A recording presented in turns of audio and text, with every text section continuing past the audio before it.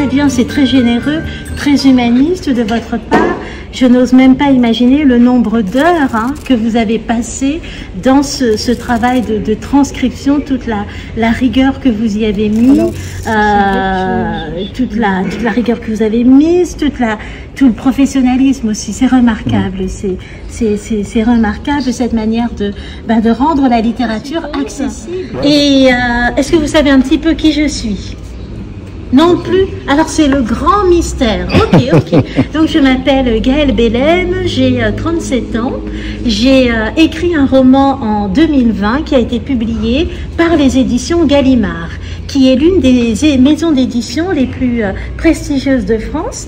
Et ma particularité, c'est d'être devenue la première autrice, la première écrivaine de La Réunion à être publiée par cette maison d'édition en tant que femme. Et là, j'ai raconté une scène de mariage en m'inspirant tout simplement de tous les mariages, de tous les baptêmes, communions auxquels j'ai assisté à l'île de La Réunion. Et donc, vous êtes prêts? Oui. On commence le banquet. Le banquet, respectant toutes les traditions réunionnaises, fut organisé dans le restaurant où mon père travaillait encore. Sur la terrasse, transformée en salle verte, on dressa la veille de longues tables de bois encadrées de bancs construits à la hâte. En début de soirée, une centaine de voitures se jetèrent contre le portail.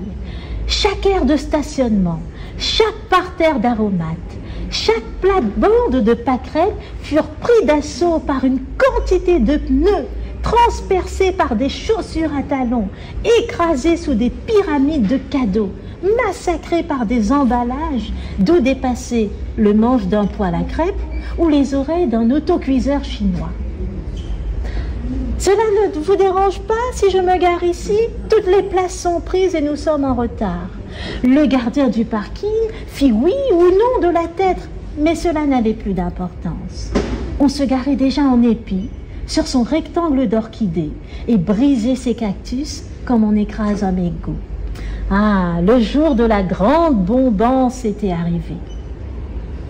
Le restaurant, d'ordinaire si tranquille, devint, l'espace d'une seule nuit, une vaste fourmilière où grouillaient des centaines de couples accompagnés de leurs enfants et de leurs vilaines manières. Au moins, les deux royales Bourbons restaient à la maison. Les invités, plus nombreux que prévu, arrivèrent ventripotents et gais. Beaucoup s'étaient abstenus de déjeuner. Maintenant, affamés de tout, ils trépignaient d'agacement devant la porte de la salle de réception où un photographe figeait leur visage nerveux et pressé. À ce stade, on était encore en famille, le rasage parfait, la coiffure impeccable, les enfants silencieux. Ni le frémissement des robes, ni le chuchotement répété des couples impatients, pas même l'odeur des lotions après rasage, ne laissait deviner qu'un cyclone de catégorie 5 se préparait. Et on continue. Les invités pliaient rageusement la nappe en papier de la longue table, comme des enfants impolis, renversaient leurs gobelets sur les chemins de table en abaca, se demandaient si ce serait une formule buffet ou un service à la carte. Ces pensées affolantes auraient duré plus longtemps si mon père n'avait pris la parole pour faire son discours de mariage. La plupart des invités entendaient sa voix pour la première fois. Un micro à la main, mon père, en costume, s'était plongé dans un long discours dont les invités ne retinrent que l'essentiel. Merci, Dieu, amour, bon appétit, et que le Seigneur soit avec nous.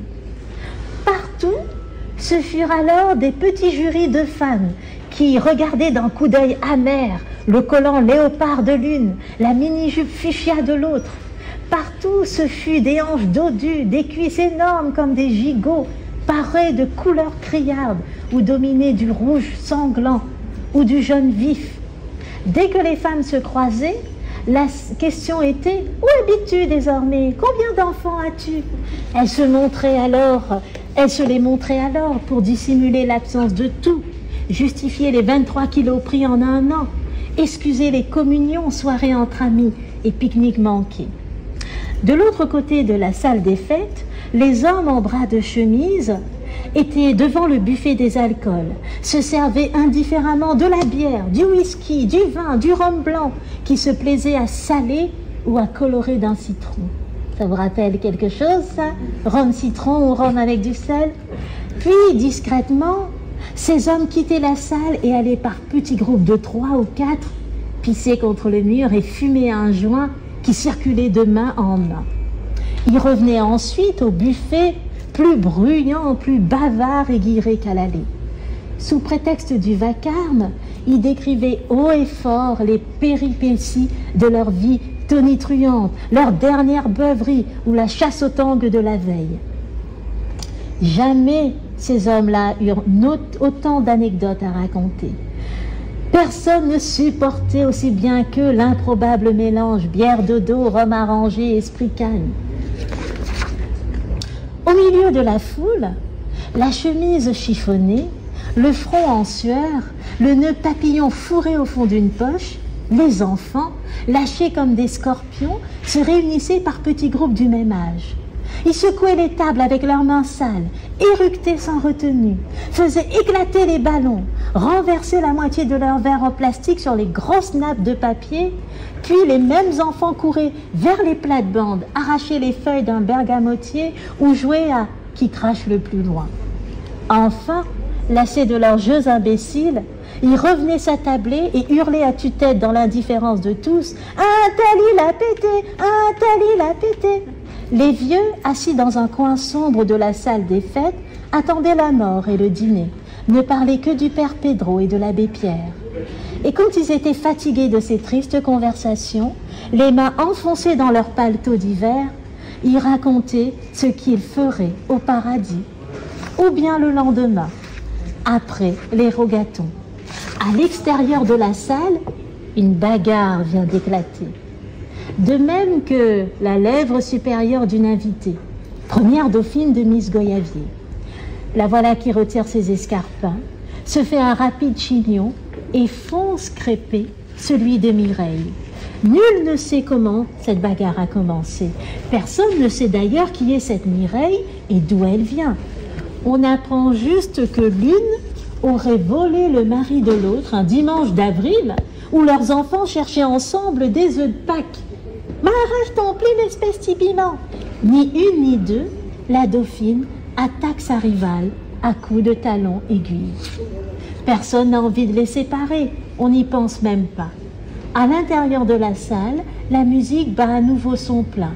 Une ronde de danseurs se forme, les invités y entrent, les uns après les autres, exécutent quelques pas de danse, font 2 pirouettes ou une glissade avant de finir à genoux, les bras grands ouverts, sur fond de maloya endiablé.